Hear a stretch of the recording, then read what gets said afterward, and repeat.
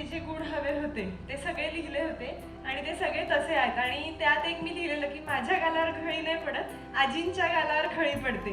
तर मला तशी खळी हवी होती आणि ती हसली की तिच्या दोन्ही गालावर आजींसारखी खळी येते. सो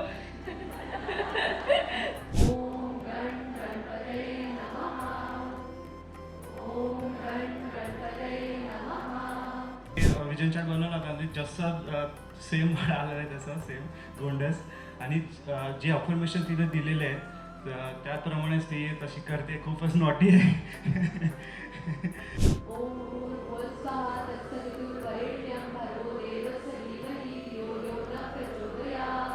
सायली मॅम आणि कल्पेश सरांनी ओमला जन्मापासूनच सात्विक आयुष्याची इतकी सुंदर सवय लागली आहे की म्हणजे ते तो कुठपर्यंत नेईल हे एका म्हणजे धुक्यात लपलेलं ते टोक आहे आणि ते खरंच म्हणजे येणाऱ्या काळासोबत आपण अनुभवणार आहोत.